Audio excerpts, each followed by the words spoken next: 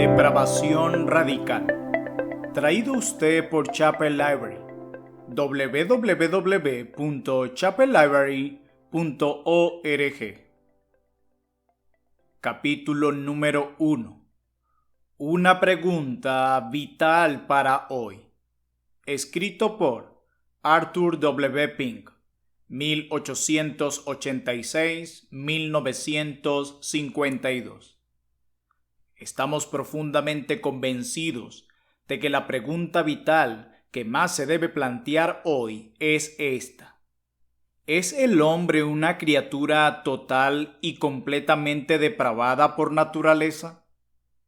¿Entra en el mundo completamente arruinado e indefenso, espiritualmente ciego y muerto en delitos y pecados?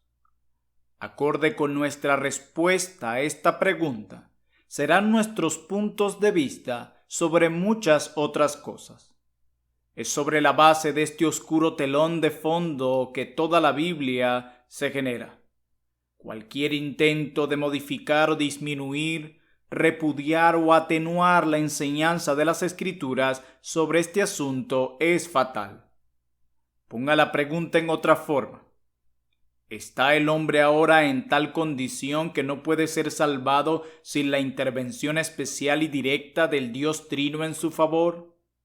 En otras palabras, ¿hay alguna esperanza para él aparte de la elección personal del Padre, su redención particular por el Hijo y las operaciones sobrenaturales del Espíritu dentro de él? O dicho de otra manera, si el hombre es un ser totalmente depravado, ¿puede dar el primer paso para regresar a Dios? La respuesta bíblica a esa pregunta pone de manifiesto la absoluta futilidad de los esquemas de los reformadores sociales para la elevación moral de las masas, los planes de los políticos para la paz de las naciones y las ideologías de los soñadores para dar paso a una edad de oro para este mundo. Es patético y trágico ver a muchos de nuestros grandes hombres poniendo su fe en tales quimeras. Las divisiones y las discordias, el odio y el derramamiento de sangre no pueden ser desterrados mientras la naturaleza humana sea lo que es. Pero durante el siglo pasado, la tendencia constante de una cristiandad en deterioro ha sido subestimar la maldad del pecado y sobrevalorar la capacidad moral de los hombres. En vez de proclamar la atrocidad del pecado, se ha insistido más en sus inconvenientes y la descripción abrumadora de la condición perdida del hombre como se establece en la Sagrada Escritura ha sido oscurecida, si no borrada, por las halagadoras disquisiciones sobre el progreso humano. Si la religión popular de las iglesias, incluso el 90% de lo que se denomina cristianismo evangélico, se pone a prueba en este momento, se descubrirá que riñe directamente con la idea del hombre caído, arruinado y espiritualmente muerto.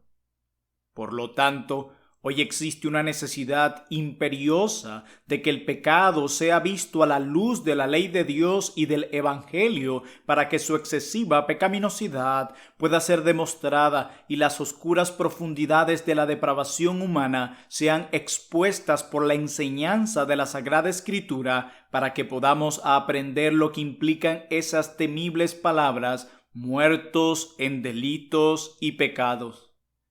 El gran objetivo de la Biblia es darnos a conocer a Dios, describir al hombre tal como aparece a los ojos de su Creador y mostrar la relación de uno con el otro. Es por lo tanto asunto de sus siervos no solo declarar el carácter y las perfecciones divinas, sino también delinear la condición original y la apostasía del hombre, así como el remedio divino para su ruina.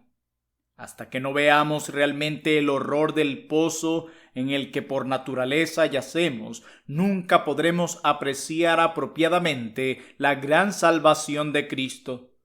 Es la condición caída del hombre, la terrible enfermedad para la cual la redención divina es la única cura, y nuestra estimación y valoración de las provisiones de la gracia divina serán necesariamente modificadas en la medida en que modifiquemos la necesidad que se pretendía satisfacer. David Clarkson, uno de los puritanos, señaló este hecho en su sermón sobre el Salmo 51, versículo 5. El fin del ministerio del Evangelio es traer a los pecadores a Cristo. Su camino hacia este fin radica en el sentido de su miseria sin Cristo. Los ingredientes de esta miseria son nuestra pecaminosidad original y actual, la ira de Dios a la cual el pecado nos ha expuesto y nuestra impotencia para librarnos del pecado o de la ira. Para que podamos promover este gran fin, nos esforzaremos tanto como el Señor nos asista para guiarlo de esta manera por un sentido de miseria hacia aquel que es el único que puede librar de ella. Ahora, siendo la corrupción el origen de la miseria de nuestras naturalezas o del pecado original, pensamos que era apropiado comenzar aquí y por lo tanto hemos puesto esas palabras como muy apropiadas para nuestro propósito. He aquí en maldad he sido formado y en pecado me concibió mi madre. Este tema es realmente muy solemne y nadie puede escribirlo o predicarlo a menos que su corazón esté profundamente impresionado por él. No es algo de lo que cualquier hombre puede desprenderse y escribir algo y tendido, como si no estuviera directamente involucrado en él, menos aún desde un nivel superior, despreciando a aquellos a quienes denuncia. Nada es más inadecuado e impropio que un joven predicador capaz de recitar los pasajes de la Escritura que retratan su propia vileza natural. Más bien, deben ser leídos o citados con la mayor solemnidad. J. C. Philpott declaró: como ningún corazón puede concebir suficientemente, tampoco ninguna lengua puede expresar adecuadamente el estado de miseria y ruina en el cual el pecado ha hecho al hombre culpable y miserable. Al separarlo de Dios, lo ha separado de la única fuente y origen de toda felicidad y toda santidad. Lo ha arruinado en cuerpo y alma. Lo ha llenado de enfermedad y dolencia. Ha desfigurado y destruido la imagen de Dios en la cual fue creado. Ha destrozado todas sus facultades humanas. Ha roto su juicio, ha contaminado su imaginación y ha enajenado sus afectos. Le ha hecho amar el pecado y odiar a Dios. La doctrina de la depravación total es muy humillante. No es que el hombre se incline hacia un lado y necesite apoyo, ni que sea meramente ignorante y requiera instrucción, ni que esté agotado y pida un tónico, sino más bien que está deshecho, perdido, espiritualmente muerto. En consecuencia, él está sin fuerzas y es completamente incapaz de valerse por sí mismo. Él está expuesto a la ira de Dios y es incapaz de realizar una sola obra que pueda ser aceptada por él. Casi todas las páginas de la Biblia dan testimonio de esta verdad. Todo el esquema de redención lo da por sentado. El plan de salvación enseñado en las Escrituras no se podía establecer sobre ninguna otra hipótesis. La imposibilidad de que un hombre obtenga la aprobación de Dios por sus propias obras aparece claramente en el caso del joven rico que vino a Cristo. Juzgado por los estándares humanos, fue un modelo de virtud y logros religiosos.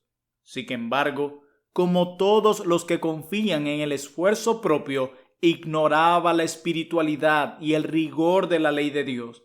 Cuando Cristo lo puso a prueba, sus justas expectativas fueron desvanecidas y se fue muy triste. Así lo declara Mateo capítulo 19, verso 22. Por lo tanto, es una doctrina de lo más desagradable y no puede ser de otra manera para el amor no regenerado que quiere oír hablar de la grandeza, la dignidad y la nobleza del hombre. El hombre natural piensa muy bien de sí mismo y solo aprecia lo que le es halagador. Nada le agrada más que escuchar lo que ensalza la naturaleza humana y alaba el estado de la humanidad, aunque sea en términos que no solo repudian la enseñanza de la palabra de Dios, sino que se contradicen de plano por la observación común y la experiencia universal. Y hay muchos que lo gratifican por sus abundantes elogios de la excelencia de la civilización y el progreso constante de la raza humana. Por lo tanto, afirmar que la popular teoría de la evolución es mentira es muy desagradable para sus engañados adeptos. Sin embargo, el deber de los siervos de Dios es manchar el orgullo de todo aquello en lo que el hombre se gloría, despojarlo de sus plumas robadas, ponerlo en el polvo ante Dios. Por repugnante que sea esta enseñanza, el emisario de Dios debe cumplir fielmente con su deber, así escuchen o dejen de escuchar, como lo declara el libro del profeta Ezequiel, capítulo 3, verso 11. Este no es un dogma sombrío, inventado por la Iglesia en las edades oscuras, sino una verdad de la Sagrada Escritura. George Whitefield dijo: lo veo, no sólo como una doctrina de las Escrituras, la gran fuente de la verdad, sino como una muy fundamental, de la cual espero que Dios no permita que ninguno de ustedes sea seducido. Es un tema al que la Biblia da gran importancia. Cada parte de las Escrituras tiene mucho que decir sobre el terrible estado de degradación y esclavitud al que la caída ha llevado al hombre. Constantemente se insiste en la corrupción, la ceguera, la hostilidad de todos los descendientes de Adán a todo lo que sea de naturaleza espiritual. No solo se describe plenamente la ruina total del hombre, sino también su impotencia para salvarse a sí mismo de la misma. En las declaraciones y denuncias de los profetas, de Cristo y de sus apóstoles se exponen repetidamente, no de manera indirecta y vaga, sino enfáticamente y con gran detalle, la esclavitud de todos los hombres a Satanás y su completa impotencia para volverse a Dios en busca de liberación. Esta es una de las cientos de pruebas de que la Biblia no es un invento humano, sino una revelación del 3 veces santo. Es un tema tristemente descuidado. A pesar de las claras y unívocas enseñanzas de las Escrituras, la condición de ruina del hombre y su separación de Dios son débilmente percibidas y rara vez escuchadas en el púlpito moderno, y se les da poco lugar incluso en lo que se considera como los centros de la ortodoxia. Más bien, toda la tendencia del pensamiento y las enseñanzas actuales van en la dirección opuesta e incluso cuando no aceptan la hipótesis darwiniana, a menudo se ven sus influencias perniciosas.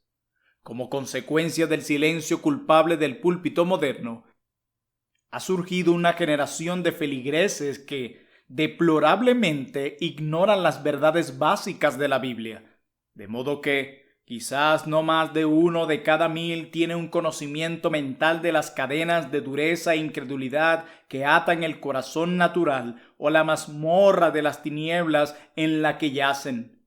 Miles de predicadores, en lugar de exponer fielmente a sus oyentes acerca de su lamentable estado natural, están perdiendo el tiempo relatando las últimas noticias del Kremlin o del desarrollo de armas nucleares. Es por lo tanto una doctrina de prueba, especialmente de la solidez del predicador de la fe. La ortodoxia de un hombre sobre este tema determina su punto de vista de muchas otras doctrinas de gran importancia.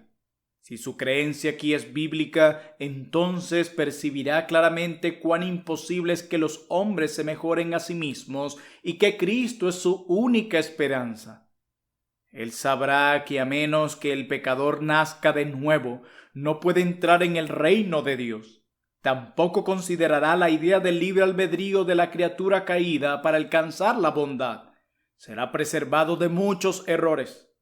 Andrew Fuller declaró: nunca conocí a una persona que estuviera al lado del arminiano, el arriano, el sociniano o el antinomiano, sin antes distraerse con las diminutas nociones de depravación humana o de edad.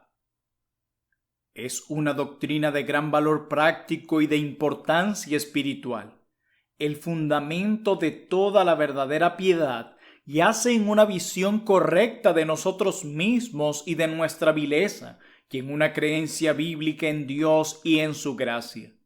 No puede haber un verdadero aborrecimiento de sí mismo o arrepentimiento, ni una apreciación real de la misericordia salvadora de Dios, ni fe en Cristo sin ella. No hay nada como un conocimiento de esta doctrina tan bien calculado, desengañar al hombre vano y convencerlo de la inutilidad y la podredumbre de su propia justicia. Sin embargo, el predicador que es consciente de la plaga de su propio corazón sabe muy bien que no puede presentar esta verdad de tal manera que sus oyentes realmente se den cuenta y sientan lo mismo y que les ayude a dejar de estar enamorados de sí mismos y hacer que renuncien para siempre a toda esperanza en sí mismos. Por lo tanto, en lugar de confiar en su fidelidad al presentar la verdad, se la confiará a Dios para que la aplique con gracia y poder a quienes lo escuchen y bendiga sus débiles esfuerzos. Es una doctrina excesivamente iluminadora. Puede ser triste y humillante. Sin embargo, arroja una avalancha de luz sobre misterios que de otro modo serían insolubles. Proporciona la clave para el curso de la historia humana y muestra por qué gran parte de ella ha sido escrita con sangre y lágrimas. Proporciona una explicación de muchos problemas que desconciertan y turban a los pensamientos. Revela por qué el niño es propenso al mal y tiene que ser enseñado y disciplinado a todo lo que es bueno. Explica por qué cada mejora en el ambiente del hombre, cada intento de educarlo, todos los esfuerzos de los reformadores sociales no están disponibles para efectuar ninguna mejora radical en su naturaleza y carácter. Esto implica el horrible trato que recibió Cristo cuando obró tan misericordiosamente en este mundo, y por qué todavía es despreciado y rechazado por los hombres. Permite al mismo cristiano comprender mejor el doloroso conflicto que siempre está presente en su interior y que le hace gritar a menudo: «¡Oh, miserable de mí!». Romanos capítulo 7, verso 24. Por lo tanto, es una doctrina muy necesaria, pues la gran mayoría de nuestros semejantes la ignoran. A veces se piensa que los siervos de Dios hablan demasiado fuerte y tristemente del terrible estado del hombre a través de su apostasía de Dios. El hecho es que es imposible exagerar en el lenguaje humano la oscuridad y la contaminación del hombre o describir la miseria y la total impotencia de una condición como la que la palabra de verdad describe en estos pasajes solemnes.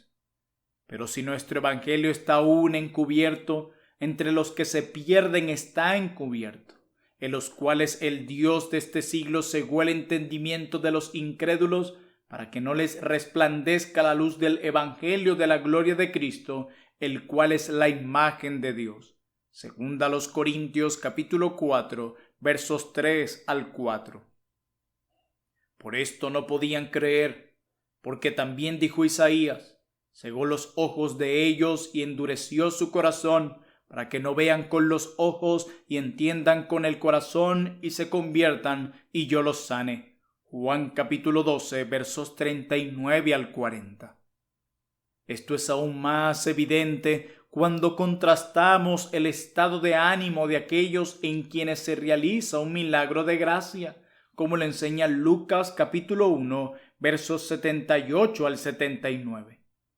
Es una doctrina beneficiosa, una que Dios usa a menudo para hacer que los hombres recobren el sentido. Nada más que un sentido real de nuestra condición perdida nos pone en el polvo ante Dios.